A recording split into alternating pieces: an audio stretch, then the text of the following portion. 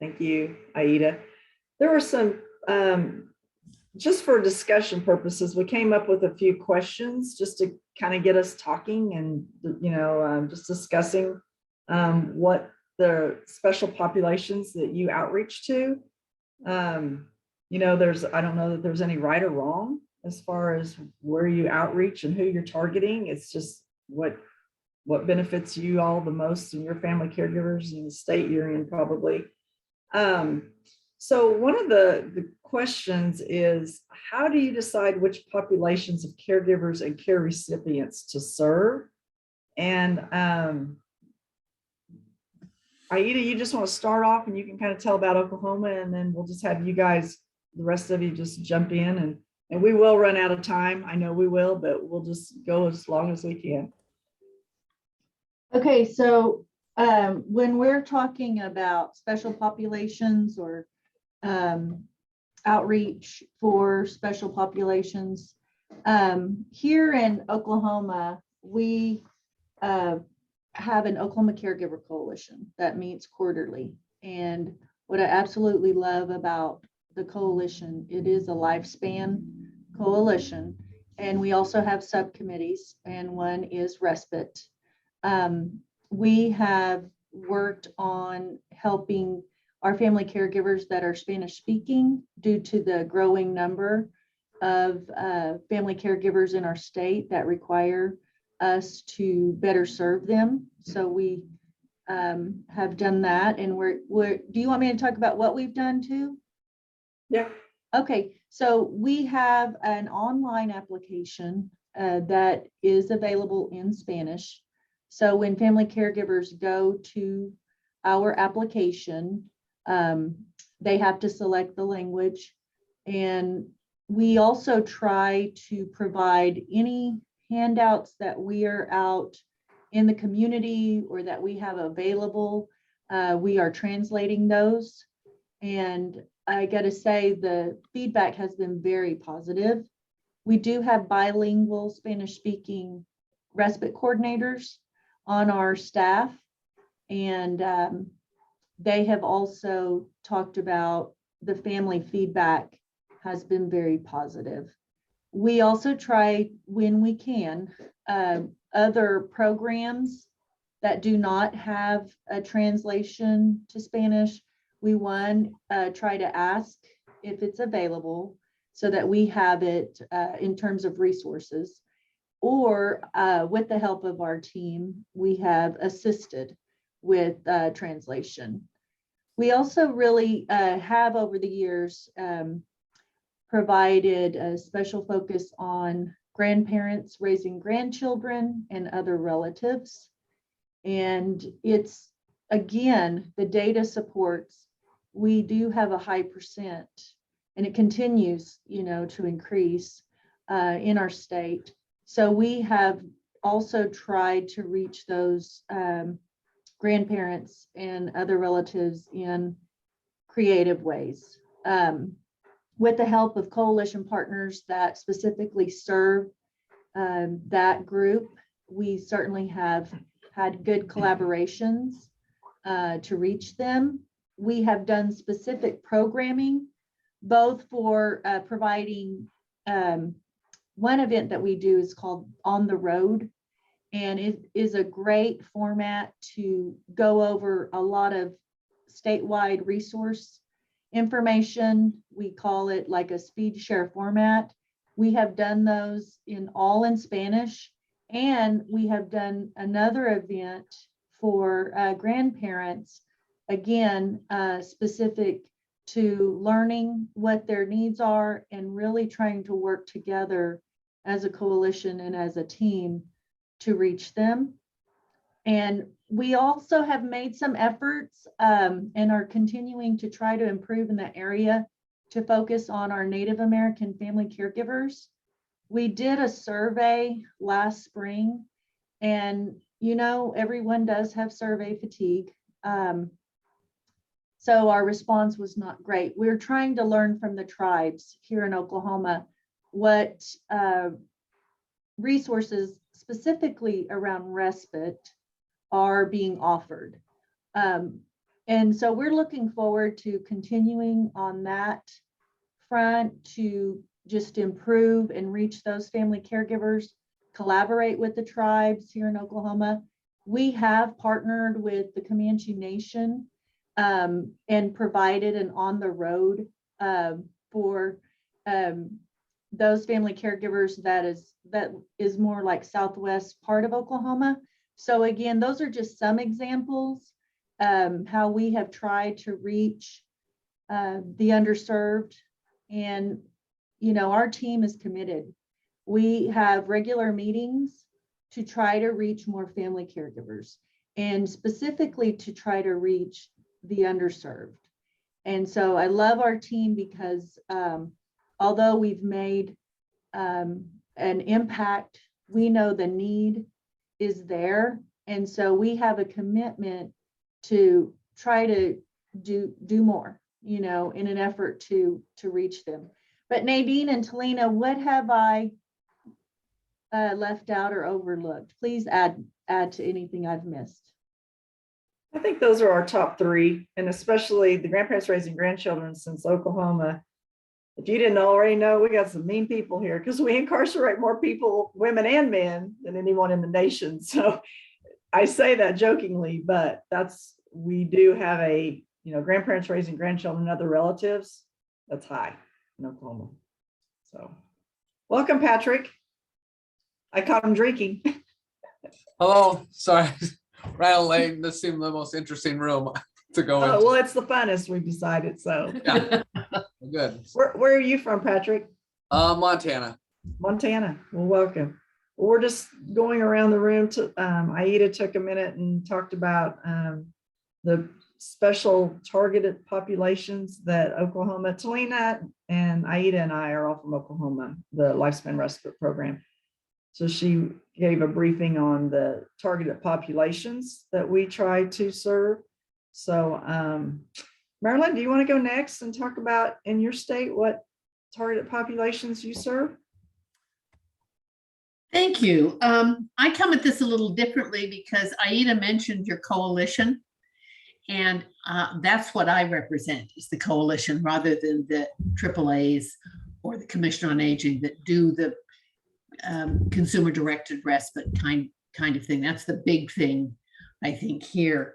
But I wanted to come to this group because of outreach, and we have a demonstration project. We, being the Idaho Caregiver Alliance, has a demonstration project funded by Medicaid, and we're in our we'll be completing year 2 September 1st, and it uses family caregiver navigators using the TCare platform to provide support and warm handoffs to resources for family caregivers, and the focus, of course, being on the caregiver rather than on the care recipient.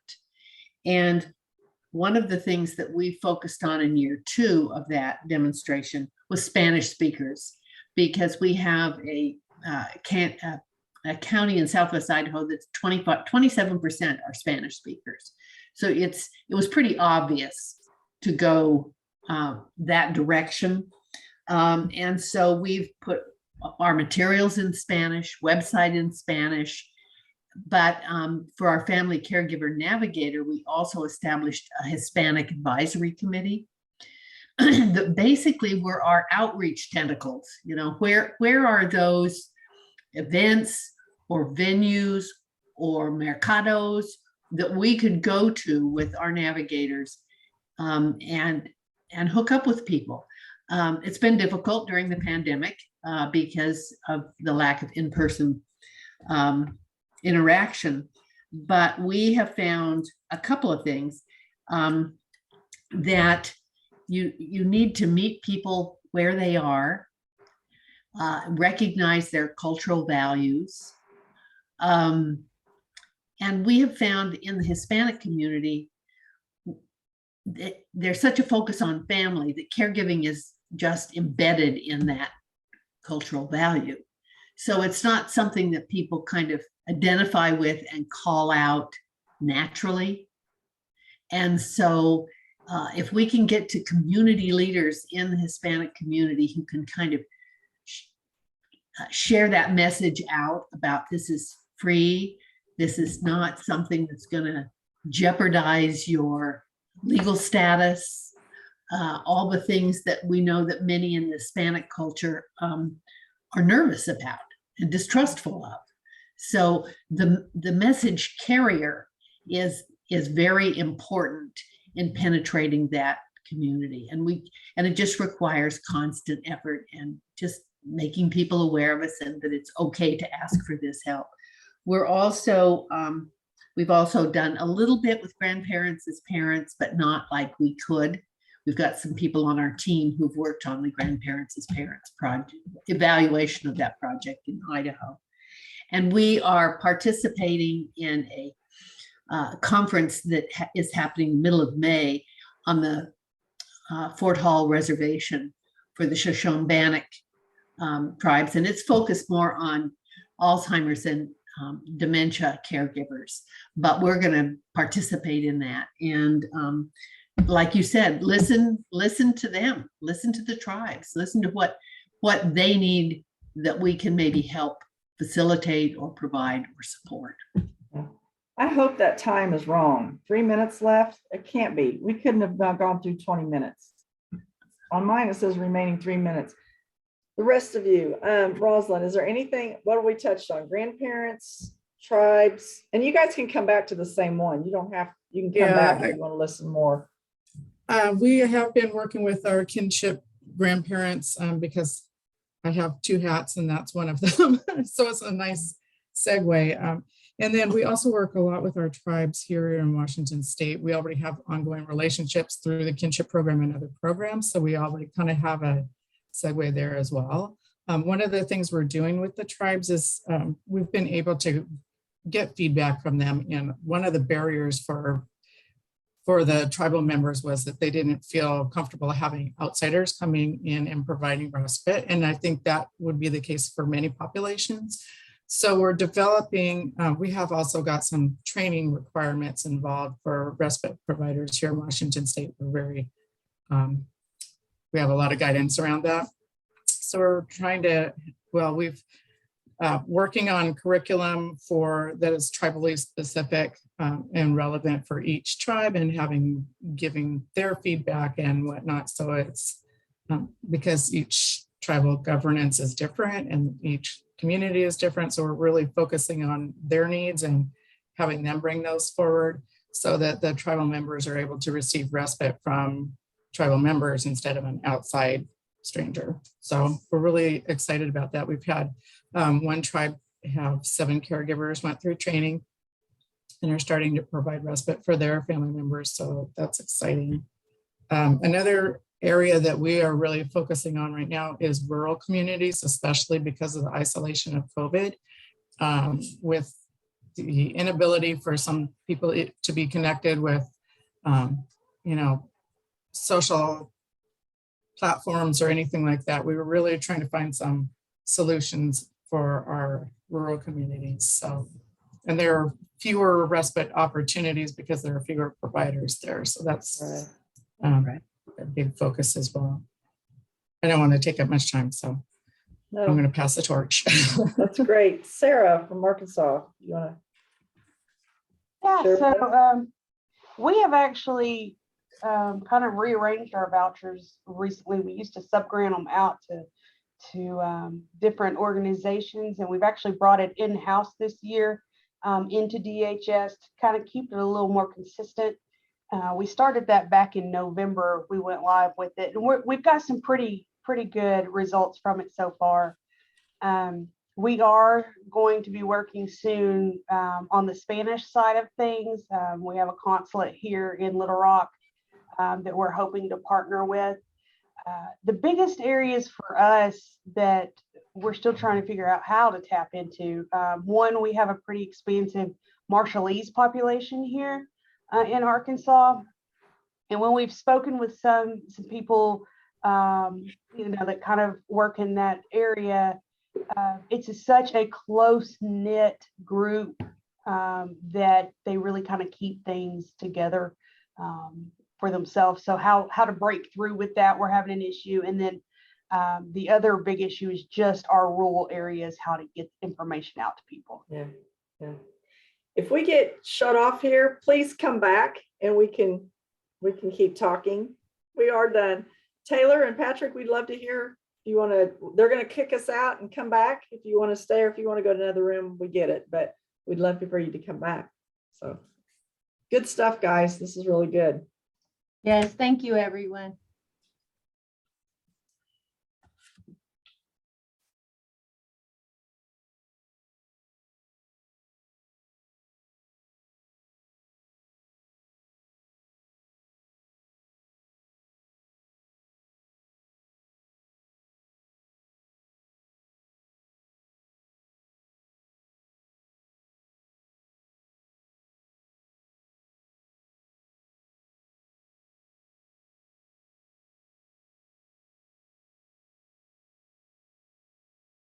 All right, so we have some that were on before, and that's great. And we've got some new ones. So let's just, so we don't waste a lot of time, let's just introduce what state you're from real quick. I'm Oklahoma. Aida, Yes, Oklahoma. Hi, everyone.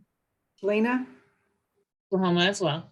Okay, Taylor, New York State.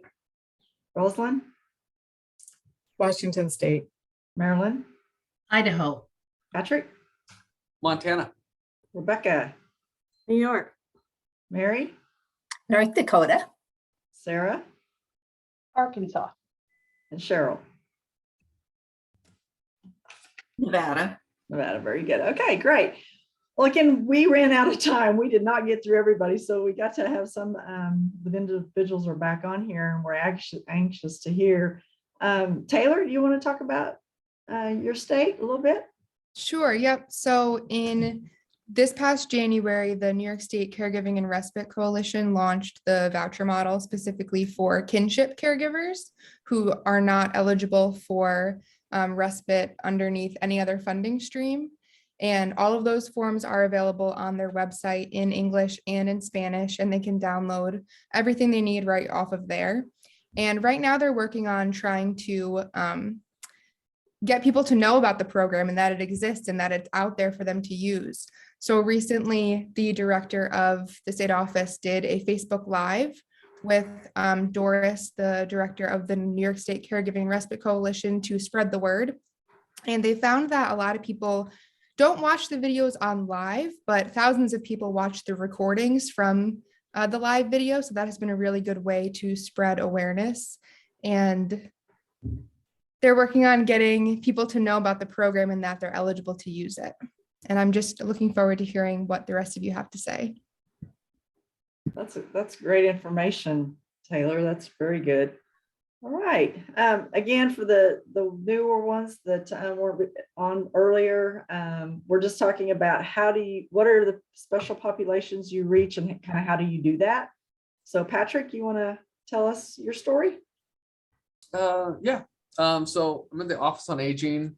We've had the Lifespan Respite Voucher Program for a number of years. It's gone really successful. We also have another grant where we did vouchers primarily just towards people with Alzheimer's and dementia or memory problems. That was really successful. Unfortunately, ran out of money. So that's kind of taken a little bit of a hit to the Lifespan Respite Program in a sense. Just because there's such a loyal population, they tend to come back and use the vouchers every year over and over again. And they refer people. We actually have done no advertising for it in a sense and been able to just sort of blaze through. And with our new grant, we're working on trying to get some providers and we're trying to, who knows, we'll be able to be successful, but make some online communities for caregivers, for providers, kind of whoever we can get together and have some places where they can interact, where they can have some sort of training or some live get-togethers, some events, and maybe even turn into some sort of challenges. I don't know. Who knows what we come up with, but it should be exciting. That's a great We're idea. about a year away from that, but Yeah, that's what's on the neat. horizon. Keep us posted on that. That's a little innovative. That's something different that I haven't really heard going on. So It's different, Yeah. but we like to try some stuff, see what works. Yeah. Yeah. Well, you get it all figured out and then you let us know how to do it. Okay. And we'll let you know. If it's real good, we'll be talking all day about it. Day and Yeah. night. Right. I get it. I get it. All right. Mary. I joined because this is an area that I'd like more information about, to be honest with you. North Dakota just recently got its first kinship navigator. So it's been really, really fun getting to know her and working with her. And she's just a great resource for sending referrals for our lifespan grant. And then we also have a really good relationship with the Alzheimer's Association. And in North Dakota, they have a grant that's funded with state dollars to do individual care consultations for individuals with dementia and their caregivers. And they also are a really good resource for us in order to get the information about the lifespan vouchers. And not used a lot by caregivers of people with dementia. Our family caregiver support program is about 66% people have dementia. So I think a lot of people just automatically go into that program rather than use the lifespan voucher. But the kinship piece, I'm really excited about being able to support more people in that role. Thank you. Cheryl? Yeah, hi, everyone. We are piloting a new program in our state that is targeting children with mental health, SED. And one of the methods that we're doing to I get the referrals is targeting specifically related providers of mental health and behavioral services for a referral into the program. But one of the challenges is we've never served this population before. And so reaching out, the target is all of our rural frontier areas. And so reaching out to this new community doesn't work with all our standard approach. And so trying to explore maybe some ideas, excuse me, strategies and approaches that would reach out to this particular population. And we get some crossover with DD or things like dementias or other things that will have a behavioral or a mental health aspect maybe to it. But this is not our usual group under our vouchers. And so trying to think of some ideas on how better to reach this group so that our pilot's successful. Any thoughts? Well, Cheryl, have you all been partnering? I love that you're partnering with the mental health providers. What about schools in your area? What are you guys doing to reach out to the schools? So we have county coordinators that are service navigators. And we also have community coalitions that they're involved in, but they do directly work on having partnerships with schools. It's always helpful when we can come to them to provide an offer to do a training, to co-sponsor an event, be involved in any school community event. Okay. We do collaborate with schools, and I will say it varies because, again, small towns, everybody knows everyone, so to speak. You do sometimes, if you haven't grown up there and you're new to the community, it doesn't just happen overnight. But the more that you can find ways to partner with them, you build that trust relationship. They think of you. What we have found when we help one family that a teacher refers, or we help, even someone indirectly help a teacher help a family, that's when they really understand how we can help. And then we just build upon it. Yeah. And also families tell other families. I think I know it was Patrick that mentioned, they're not even out there really advertising. Families tell other families as well. but I would definitely recommend a school partnership. Again, especially in your pilot, I don't even think you have to do a lot. That would be maybe starting smaller, but we have definitely had success with partnering with our local schools. Mhm. Yeah, it's a very different population to try to serve.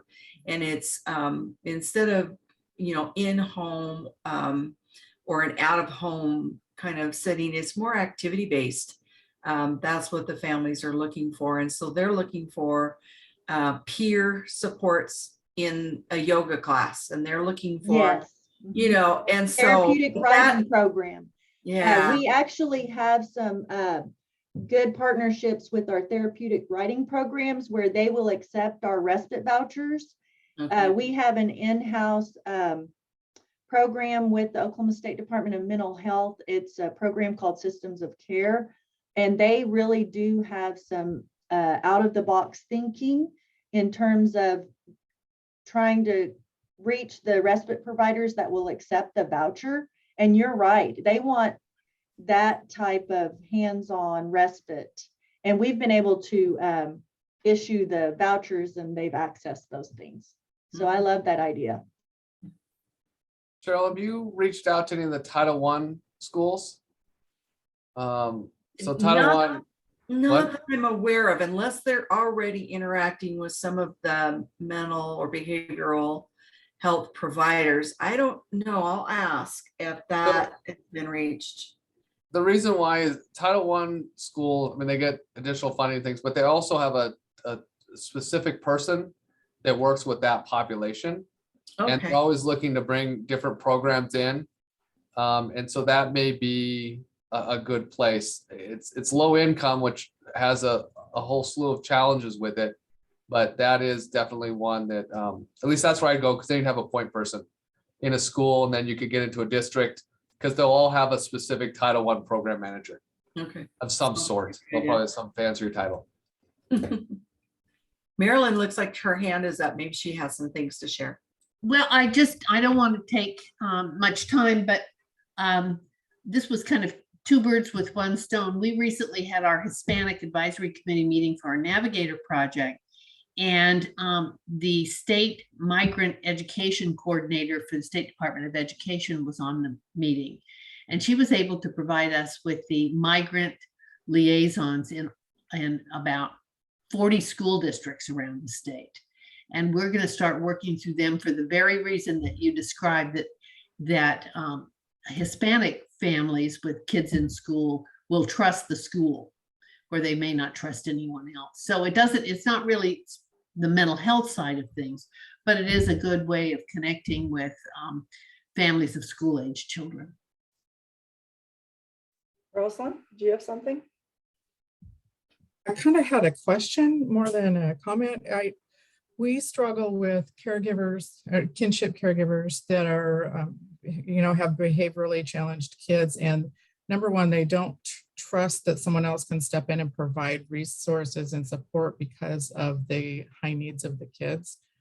And so trying to find someone with a skill set to provide those resources and respite opportunities is challenging. So I'm wondering if you have any thoughts about finding respite providers that are skilled, that have the skill set to come into the home, or for the kids. I mean, we have specialty camps like the writing camps and things like that, but sometimes we do need a skilled provider to come into the home to provide respite. Any thoughts? I've heard of, and Aida, you step in because you probably know more about this, but I've heard of, reaching out to those, I don't call it special ed anymore necessarily, but those teachers that are already have that skill set, maybe especially in the summertime when they're not working. Aida, do you have any more thoughts on that? Yes, in addition to the teachers, paraprofessionals, oftentimes that are assisting those teachers in the classroom. We have certainly tried to help families that have difficulty finding a respite provider, but Nadine's right. It's helpful to look at maybe who's in their circle already, and just trying it out. maybe it's not 3-4 hours, maybe it's an hour, so that the parent also has time to allow them the opportunity. I love that idea. And I also love going back to thinking outside of the box with the family. Since COVID, we have made changes to allow an 18 or older respite provider that's identified by the family, even if they reside in the home, so long as the primary family caregiver gets that break. We may adjust that, but I got to tell you, that really does help fit the scenario here too. Perhaps if there is another family member where the primary family caregiver can get a break, again, they know the individual and perhaps they know the level of care. And so just throwing that out there as one option, but also working with the family to see who's in their circle and perhaps just having a couple of hours to see if it works and build upon it. Just some suggestions. This is Cheryl again in Nevada. In our rural areas, we are relying a lot on their family and friends because we don't have providers, but it has pointed to a need for some training. Now our state is participating in the pilot training program. Some of the states are also involved in to kind of create a respite pipeline and develop some new talent, but we are really looking at what is a mental health training for respite look like, and see if that isn't something that we're going to have to connect with or generate to support people because of the stigmas and some of the perceived challenges that come with caring for somebody who has emotional health or behavioral health, mental health issues. Things we do in Washington state, we are required to have the respite providers have training. So that's where some of the friends and family things aren't, but they're more complex. Yeah. I think Sarah has her hand up, and I do want to give Rebecca at least a minute. So Sarah, did you have something to say? And then let's let Rebecca talk.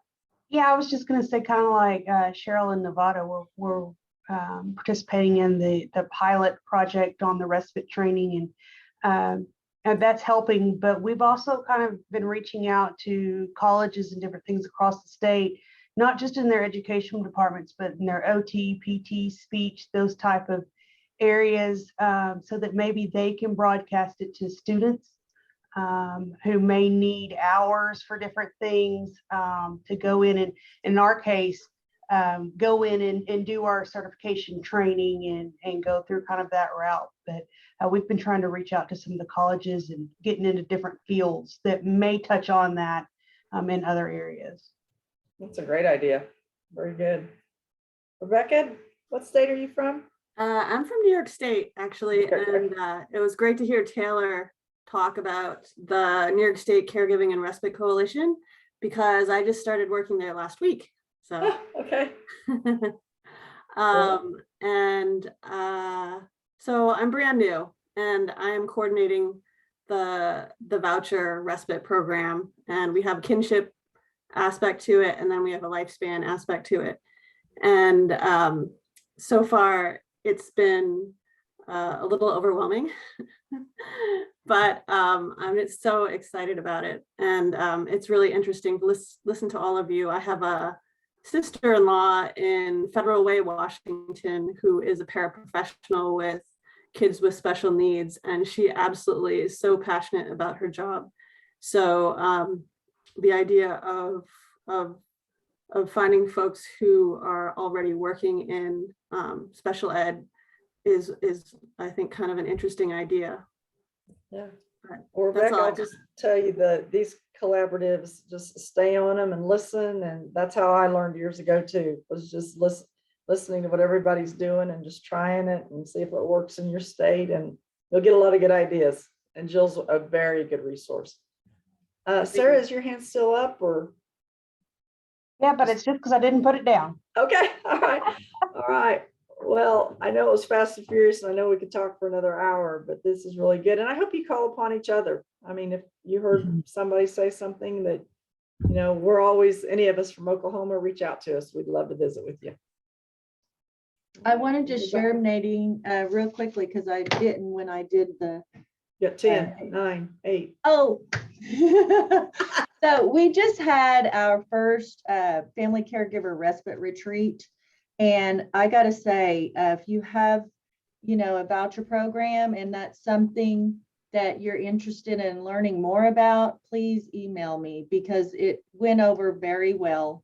And I would love to share that information. Thanks, Aida. All right. Thank you, everybody. Thank you. Thank you.